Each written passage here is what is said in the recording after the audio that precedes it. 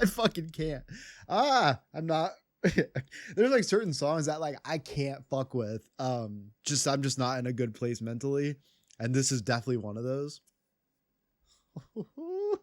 I'm Steven, this is Steven in Stereo, and in today's video, we're gonna be checking out the new Tate McRae album, So Close to What. Before we get into today's video, I'm just gonna ask you guys to like the video, subscribe to the channel, come check me out over on Patreon. I have her first 2 records, as well as this one, if you're watching it on YouTube, as full album listening parties, which you guys can jam the whole album with me for all the songs that we react to. I don't cut anything out. I know people typically like it because it doesn't have a bunch of interruptions, it's not cutting anything out. I know the YouTube version can be a little bit choppy sometimes for copyright and things. So if you guys are interested at all in supporting this channel, greatest thing you can do. So I appreciate you guys so much, and everyone that supports me over there literally is the reason why I'm able to do this. So from the bottom of my heart, I love y'all so much. I'm so excited to dive into this record though. The 4 singles really hyped this up. I felt like we're just so strong. They showcased a lot of cool sounds from Tate that she had experimented before in the first couple records, but I feel like she's really starting to solidify the sound. Watching videos like Revolving Door, to me, really getting to like see what that dancer looks like in her and just how powerful it can come out is incredible. All I can think is like with the amount of shows she's doing on this tour that's coming up, I'm glad she's a professional because that seems like it'd be hard as fuck. But I'm really excited to dive into this. So obviously the 4 singles, I reacted to all of them as well as the music videos. So I'll link those in the description here on YouTube. So obviously we're not going to be doing those. We're going to dive into all the songs that we haven't heard because I really like to do first time reactions here. So starting it right off actually with Miss Possessive. So let's go. Seriously, get your hands off my man. Baby blues, I'm just in the Oh.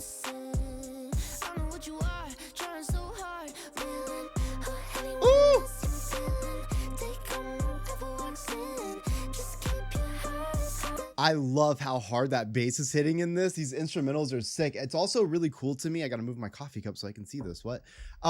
It's really cool to me when an artist like Tate, who can go into those super high vocals like you're hearing here, does that over hard 808 like that. Let's do it again.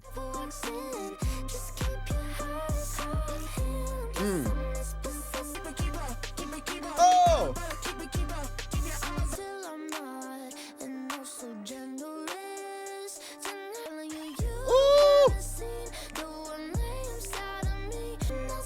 God damn.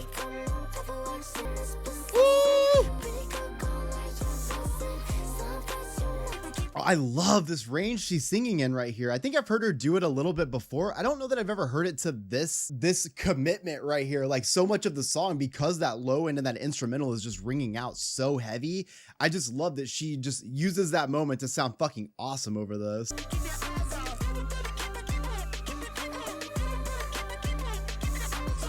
Boom, boom. Come on. Ooh! No, it needed to drop one more. Come on. It built up so much to the end there that I felt like we definitely needed like one more drop in that last 15 seconds, but I'm totally into this vocal ad lib that goes on in the back there. Okay, I see we're getting right into a little bit of like a kind of like a bouncy moment here. I don't know what I'm expecting the whole record to sound like because I do feel like the singles all kind of had a little bit of a different sound to them, but I really love this take on this right away. That high range she's singing in is just fucking everything right there. What she's trying to imply in these lyrics are just, she's trying to say like, at one point she said like, when I'm 2 drinks in and you won't leave me and my man alone, I like basically like I might crash out. Like I might go off the rails here because I don't need you to be over here. I don't need you to be flirtatious. I don't need you to be trying to come anywhere near my man. And I think the whole point of this is being like, sometimes you can flaunt the fact that you might be a little bit possessive. I think we often look at those situations in a little bit of a negative light, but I like that Tate almost kind of flips it to make it seem like not even that it's negative, but almost like it's baddie energy. And I'm kind of absolutely here for that. All right, this is Blood on My Hands featuring Flo Milli. Oh.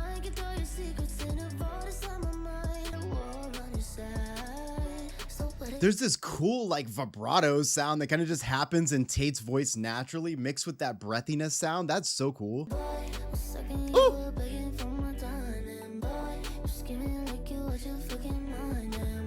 Ooh.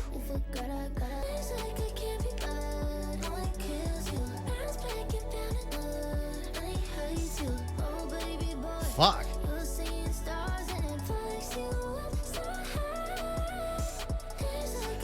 I like live for these moments from her. Like, I know she can do it, but every time it happens, I'm just like so stoked. That's just a range I love her singing in. Hey.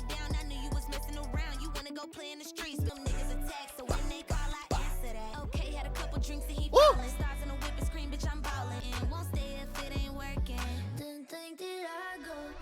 Oh!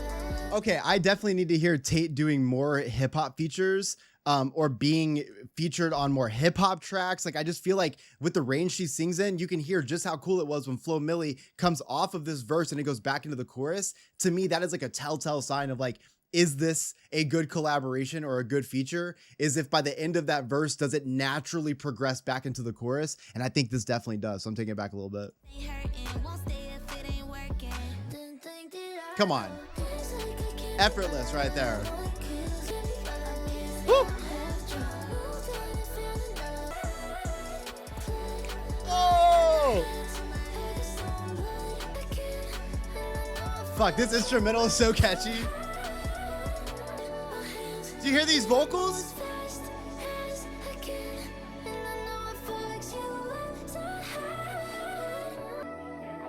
Man, those ad-lib vocals in the back were like too much for me. They were so good. There is a lot of mid and high range in this song. And like, I feel like it just ignites it just fires all the things, all the cylinders in my brain that it absolutely needs to. And I just love that, like, even though we're spending so much time in that mid and high range, Tate still brings in that higher range even more to really keep us in there. Could this song have used a little bit more like low end bass? Maybe. I'm not complaining. I'm fucking happy about it. I love the Flo Milli feature on this. I haven't really listened to a lot of Flo Milli, but I really appreciate just how natural that collaboration sounded. Like I said, features can feel cut and paste sometimes, and especially when it's verse, chorus, the fucking song structure that we have, I think sometimes it can be a little bit like, you kind of know what's going to happen. But what I really appreciate is there at the end, just how nicely it flows back into the chorus. It just means that, one, it's a banger. Two, Tate McRae should do more of these types of features because her vocals, I feel like, really, because of the range she kind of can sing in, really lends to a cool sound in terms of hip hop as well. Dance centric R&B. And I kind of love that. Okay, this is Dear God.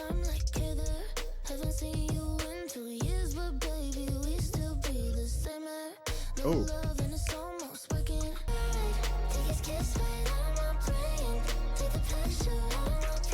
Oh.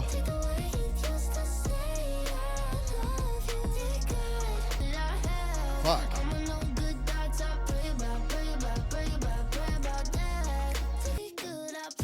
Oh.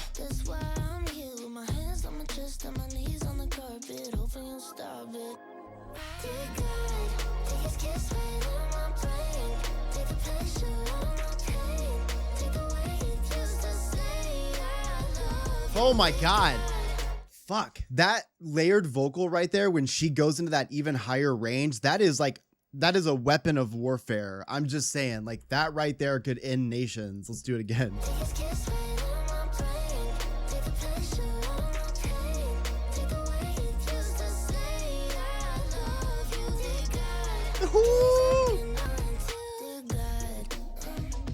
God.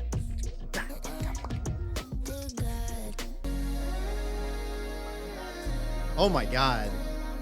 That is fucking so beautiful right there. That the way that it just fucking opens up and Tate's voice is just like the gospel of Tate.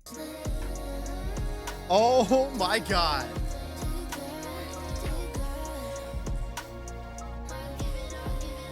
What a beautiful fucking song. I love just how big the song sounds. It feels very ambient. There's this very powerful kind of force behind it. And I love everything that she's singing about here because essentially it reminds me of Revolving Door in a way.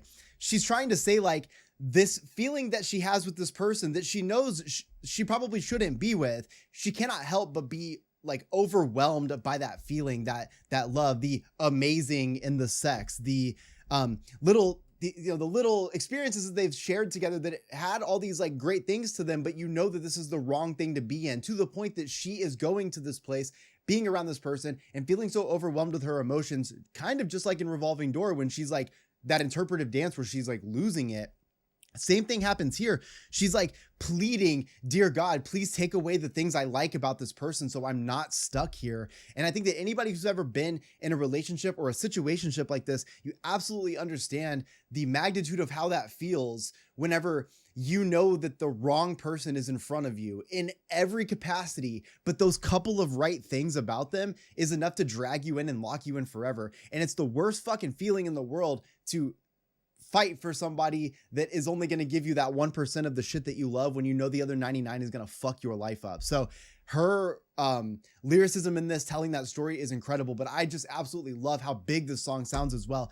A song that is called Dear God, I feel like has to feel a little bit fucking holy, and Tate definitely gives us that with this. So what an incredible moment. All right, this is Purple Lace Bra.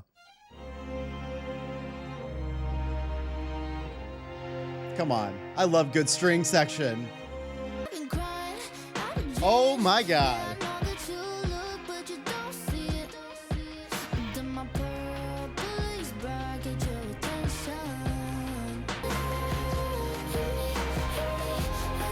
Oh my God.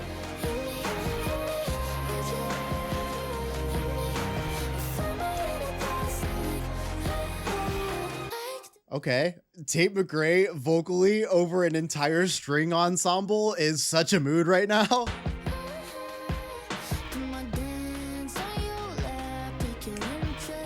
Woo! Tell him, Tate. Oh my God.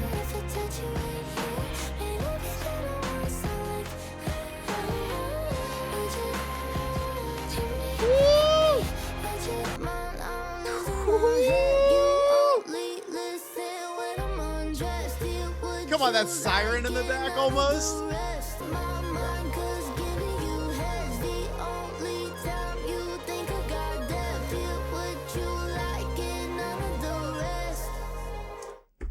Did she just say giving you head is the only time you think I've got depth? I don't know if that's exactly what she said.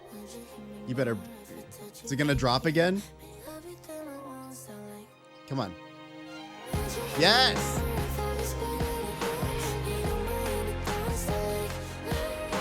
When we drive in your car, I'm your baby. I'm losing all my innocence in the backseat. Woo!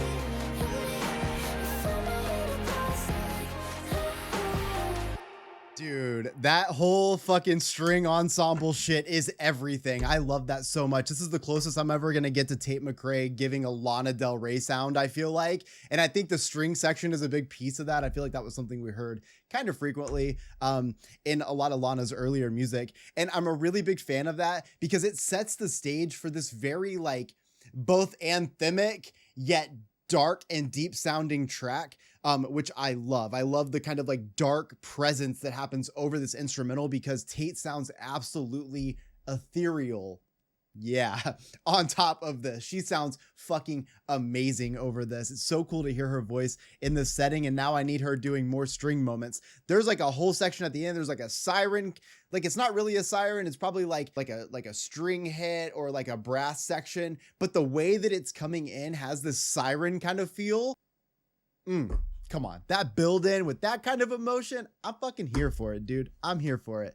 All right, it's the signs. Okay, boy.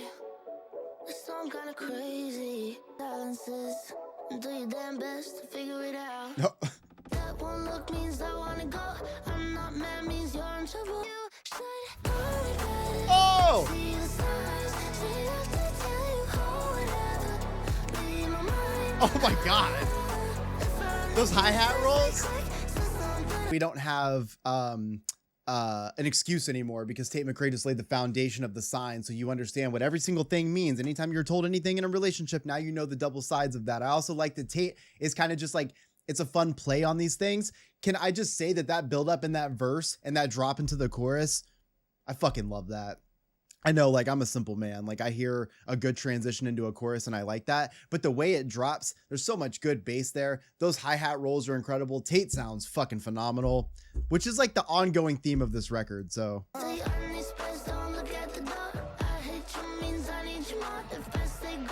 drop it, drop it.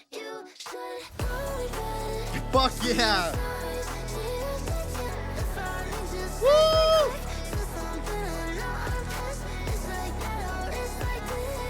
It's gonna drop again. If you love me, you should know me. Oh!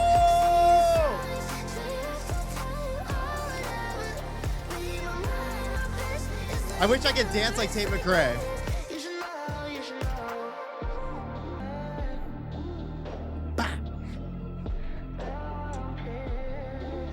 That chorus popped out. What did Drake say? He said, popping out in Arizona, bitch, I feel like Tate McRae. That's like absolutely how I'm feeling right now. I love that drop so much. And I just want to see Tate perform this song. Like absolutely want to see her lose her mind when that bass drops right there. Putting the foundation down for the signs. These are the things I'm telling you so that when I say these things, you know exactly how I'm feeling. I want to make sure that I'm transparent with you, but you also need to be able to read those signs. Verse is cool. Chorus is everything in the song. I'm actually adding this to my playlist right now because I just like can't. Oh, this is my playlist. Okay, well, I added it to my playlist because I really want to fucking hear this song in the car. Like I just want that bass hit right away. So good. Okay, I Know Love featuring the Kid Laroi. I've heard like a thing from Kid Laroi. I think I don't really know any of his music, so let's do it.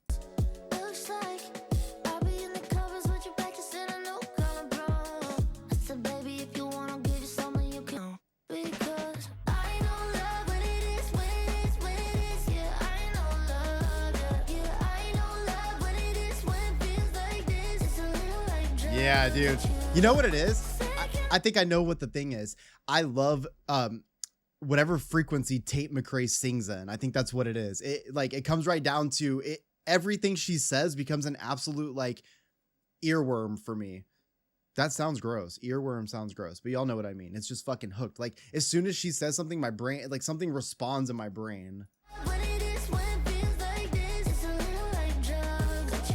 Yeah, exactly. It feels a little like drugs. It's a little like drugs. When she sounds like this, it feels a little like drugs. I know love when it is, when it feels like this. It's a little like drugs. Our friends, how we end up here, I don't know, but I don't see no problems. They can hold down. Girl, stop acting like you're tough and let you guard down. I know love when it is, when it is, when it is. Yeah, I know love. It's a little like I want to know the words. I gotta learn them.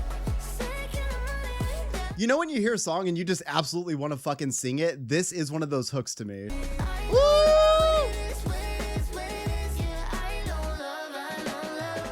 When it is, na na na na na. Oh! When it is, na na na na no love. Woo! When it is silent, na, na, no. Oh yeah, he sounds great right there. Yeah, I know love, I know love. When it is, when it feels like this. It's a little They got a banger on their hands with this one. second money down. Oh yeah, I don't know if this is gonna be a single, but it absolutely should be. Yeah, I'm definitely like, I wish there was a way for fans to vote on what songs should be singles instead of letting the record labels decide, because what the fuck do they know half the time? But this has to be one. They got one of them ones right here.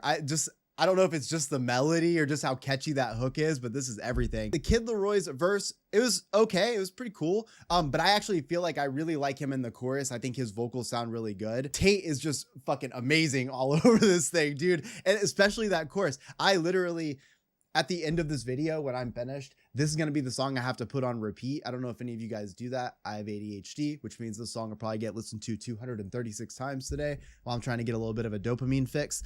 This is going to be the one. And so maybe I will come back when I know all the words, and maybe they'll put a music video out for it. And then I can be like, oh, hell yeah, dude, I've been listening to this song 236 times in one day. And that's going to be I Know Love. Also, I love the lyrics to this because there's a difference between thinking you love somebody and knowing love, right? If you have experienced people, if you've experienced relationships where you thought you liked somebody, you thought you loved somebody, and when you actually really did love somebody, there is a physical feeling that exists that is different from all of those situations when you're really in love.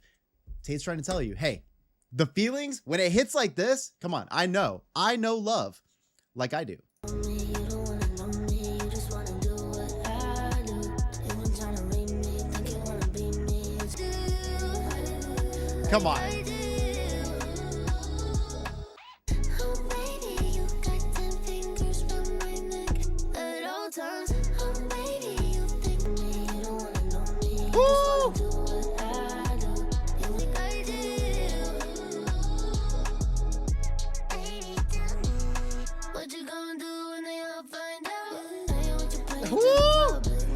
That 808 hit when she comes back right there. What you gonna do when they all find out? I ain't what you playing to the public. Never switch places. Okay. Fuck.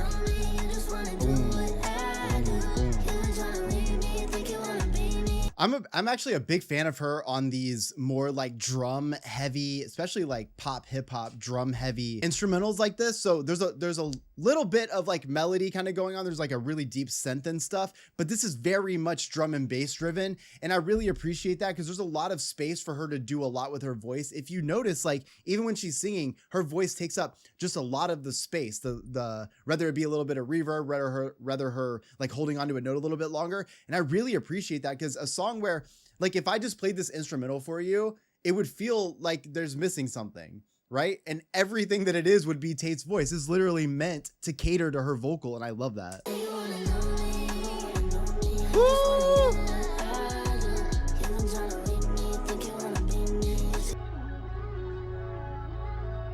I kind of feel like the song is talking about maybe other people in the space or people that meet her based on who she is. And the reason I say this, because even that whole moment when she says like, sometimes I can't tell if you want to kill me or if you want to like do what I do, but it's fuck you. And I think the whole point is it's got to be very difficult when you get to the stage that Tate McRae is at. And I assume this is true for many people that are in the spotlight. Suddenly friendships that come across you, you start to have to question if they are real. I'm not even fucking anybody, right? I just have this little YouTube channel, this silly little YouTube channel that I do. But even I've experienced this. So I can't even imagine what it's like for Tate McRae, because the thing is, as soon as people meet you, they realize that you have some transactional value to them. Oh, I know Tate McRae, therefore I could also be a pop star, or maybe she could get me in the door to do this thing or this. The problem is you start to lose the ability to even have regular friendships because you also have that feeling of, does this person actually like me? Or I like hanging out with this person. Do they like hanging out with me, or do they just want to do what I do? I don't know that I can really look at it as a relationship, although I'm sure that there are people that try to get with famous people just because they have clout and like fame and all the notoriety and all that stuff. But I just really feel like it is that trepidation that you have to kind of like navigate your life through when people know you for the version of you they think you are because you're famous. Now, I'm sure that I'll listen to this album again later today and realize that I've got none of these lyrics correct, but that's exactly how I feel on the first listen of this. All right, no, I'm not in love. I'm only sleeping at your house 6 times in 1 week. 'Cause Nope. it's convenient for me. 6 times a week and you're kind of dressing like them now? I'm just saying. I'm not thinking about you. Oh! Sun's not gonna come out, and I don't hate every girl your eyes go to. I am not in love, not. Somebody's lying. Woo! I love this because this is so fucking real that, of course, like even Tate McRae goes through this, right? But like you meet somebody, if you're at their house 6 days, if you're dressing like them, if you can't stop thinking about them, if you're stalking their exes, if you're trying to see what's going on or seeing anybody that gives them any attention, I'm sorry, Tate. I'm sorry. Blinders off, girl. You are in love. And you should know because you know love. I don't really care what it Oh. feels like or what it looks like, babe. No, I am not in love. Oh, those harmonies going into that. Sun's not gonna come out. Woo-hoo-hoo! I'm not in love. No, I'm not with you. Oh my God. I'm such a simple person. Just give me those high moments like that. It's like dopamine, baby. Can we drop it again? No, I am not in love. I am not Oh! thinking about you. Change up. Sun's not gonna come out. Boom, boom, boom, boom, boom, boom, boom. Okay. No, I'm not with you. Drop that shit. Let's go. Woo! I'm fucking dancing. I don't know about you. What would you think that? Well, this is another song that is being added to the playlist right now. The thing I love about this so much is the playful spirit of the lyricism, also mixed with such a great melody. I think that when you can just be like authentic and real, even if it's at the point where it's like everybody else is kind of looking at you going, yeah, obviously you're in love with this person, right? But I like that you can have those kind of lyrics, deliver it this way, drop a beat this fucking heavy. Let's go. I say heavy, but like when those bass hits hit, they're heavy. And I think it really accentuates her higher range in vocals. I also love that at one point, her high vocals, it sounds like the producer grabbed a piece of it at the end and then like threw it a bunch of pitches up, made it really high and used it to like sample just a little bit in the back. And I thought that was really cool. There's some really cool stuff going on in the instrumental here. And I also appreciate that even though we didn't get the full chorus drop at the end, again, we got a cool, like deconstructed kind of feel to it, building up into it. I really feel like you got 15 seconds left in a song. Let's just drop the hook one more time. This is pop music. Pop music is literally built on the idea that we're going to be screaming these choruses over and over again. I will never be upset with dropping that chorus one more time as an outro. Just saying. I'm personally somebody who listens to music with the intent of screaming it in my car with my windows up. So sometimes, because of that, when I hear songs, I'm immediately like, oh man, I cannot fucking wait to have to go somewhere later. All right. This is Means I Care. It's my favorite line. Stick around, I'm with her. It just isn't what I'm like. I was gone. If I cut you off, it just means I care. Now I shut you out. I like you the most. Oh, I like you the most. I like you. I definitely feel like I want more out of that chorus. I don't know if that's just me. Maybe it's just because so many of these songs have been so hard hitting in those choruses. I really like the lyricism here. I love her delivery in it. I feel like I'm only because all the other songs have been giving me so much. I feel like this one needs a little bit of, as well.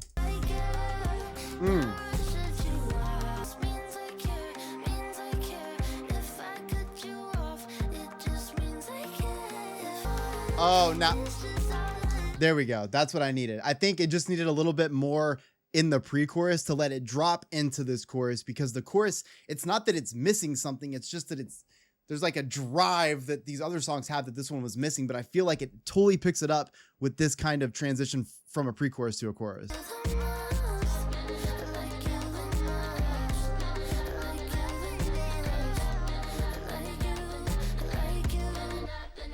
You know what?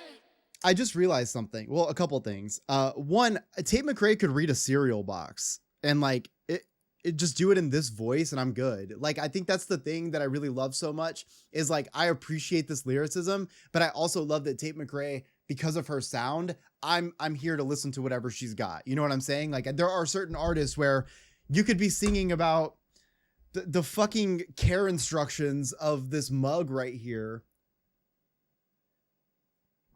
Yeah. The care instructions of the mug right here. And I'm going to listen to it, especially with this kind of production.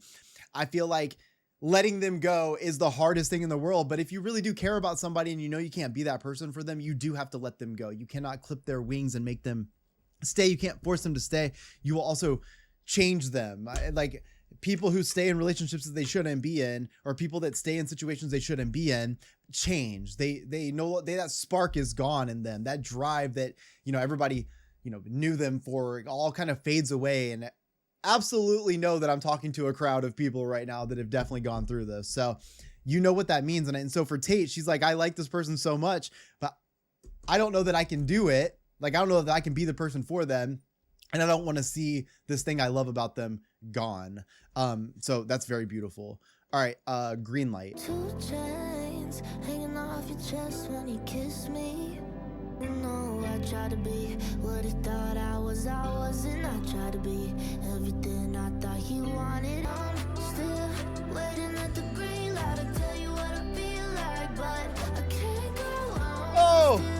Still trying to make a beeline, stuck up in a rewrite of the same song. Right, maybe it's a green light, but I can't go in. Everything is right. It seems like the person that you care about, it's like all the signs that you want are all coming into fruition. They're all kind of lining up, but it's almost like you still have this trepidation from past experiences. You still have this sort of like feel like maybe I shouldn't dive into this. This is something that happens to people who have been in bad relationships and finally find a good one, is that you are afraid to be yourself. You're afraid to press the gas on that green light because you've spent so much time stuck at that red light with danger, or like with, you've been so cautious or whatever that you've not been able to finally like make that push to be like, fine, I'm going to jump into this all the way. And I kind of love the metaphorical part of just sitting at a red light and now you got a green and you can't go. The most alive I think I'll maybe ever be. Oh, damn. But I can't live. I'm the most alive I think I'll ever be. I'm still waiting at the green light to tell you what I feel like, but I can't go. I'm still trying to make a beeline. Okay, so I kind of feel like what I said earlier about the lyrics can still be true, but I also feel like there's a bigger storyline that she's had going on with some of these songs in terms of this like love that is lost or this breakup that happened. And I definitely feel like Green Light fits right into that story too, where it's like you've had the back and forth, you know that things maybe aren't that great, but like you're still sitting at the green light, like possibly willing to press the gas pedal on this thing that you know you shouldn't do anymore. Woo! Oh my God. Oh, that dropped back in. Let's go.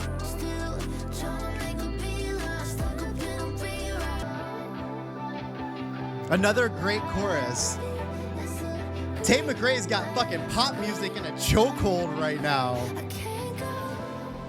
The thing that I really love about Tate McRae's version of pop music is that it's got such an R&B like inspo to it, mixed with that like 2000s pop that I love so much, which again was heavily R&B influenced. And I just love that there's this fucking fresh sound over all of this. She really does like know the perfect way to just execute a chorus. And this is another one of those moments. Even that last chorus, you get half of that first line with no hi-hat rolls or anything. She hits that vocal, the instrumental drops back in. Obviously that's great production, but that's just great fucking music right there. And Tate just delivers that regularly. I feel like I never have to like go into a song wondering if it's going to be good. The Tate McRae fucking algorithm that she has put together is insane. Like this just works.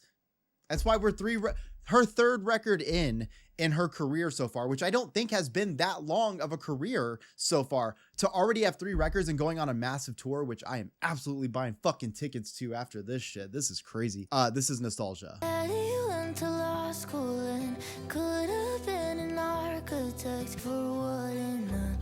I'll burn my tongue 10 times a day. Have swear to God I might just pray. And I got it. Oh, whoa. Where is this coming from? This is beautiful. Might as well lose it anyway. And I manifested you would leave. So the day you did, I had you beat. I go, where's the time go?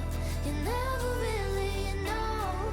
Till you're standing in the bathroom, me like no. Shit, we got so close. Hit me fast and slow.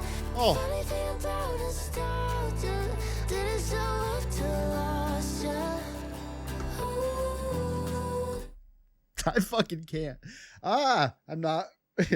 There's like certain songs that like I can't fuck with. I'm just not in a good place mentally, and this is definitely one of those. God damn. Lost ya. Ooh. Mama wasn't raised right, don't know. All she ever knew was guilt. Little did she know that's all her kids would ever grow to feel. And every choice leads back to the trade. Every time that I drink and the heart that I break, it's a truckload of regret and stupid mistakes. And man, lately I wake up feeling like, oh, Fuck. where's the time go? You never really know. Till you're standing in the bathroom, me like no. Shit, we got so close. Hit me fast and slow. Funny thing about nostalgia, didn't show up till God damn. It's something about the range she says that in too right there that just like hits me to the core. got so close. I had to cry a contact out.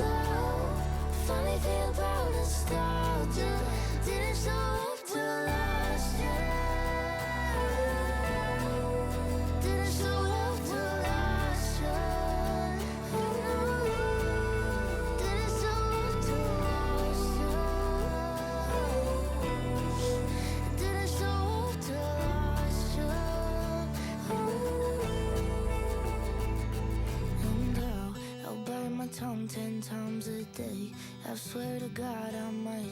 away, and I got a lot to lose, so might as well lose it anyway. And I manifested you would leave, so the day you did I had you beat 3 steps ahead of everything.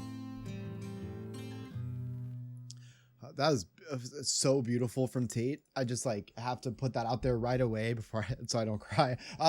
This is such a beautiful delivery. Her over a guitar driven track like this in this vocal space will break my heart every time. Now I get that the nostalgia part of this, talking about like people leaving, talking about like people, it sounded like possibly the same sort of relationship that we've been singing about, where now she is sitting in a bathroom mirror staring at herself, and she's starting to be nostalgic about the time she had with this person. And music is so fucking subjective. So like whatever she's singing about is one thing, but what I felt in this is a whole nother. And I feel like as you get older, you know, talking about her dad, talking about her mom, talking about the things that they've like left onto her, but also talking about like where their lives are gone because they woke up and they're 60 now. And there's something about this moment, which I picture myself staring in a mirror, because my nostalgia comes from the fact that, you know, I talk about this a lot. I try not to like talk about this all the time, but when songs like bring it up, they bring it up. I lost my grandma in July, and like I've not been okay about it. If you've been watching my channel for like the last 8 months or whatever, every fucking time a song like this comes on, it breaks me to my core.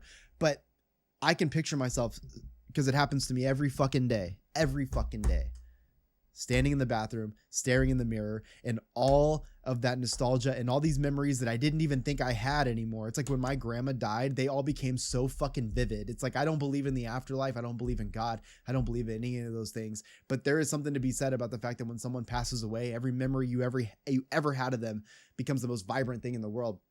And that also reigns true for when someone leaves. It's really hard to remember the negative times sometimes in a relationship when you are far removed from it. So you have nostalgia, you have all of these like feelings that come back to you from being able to be back in those situations which you remember to be good.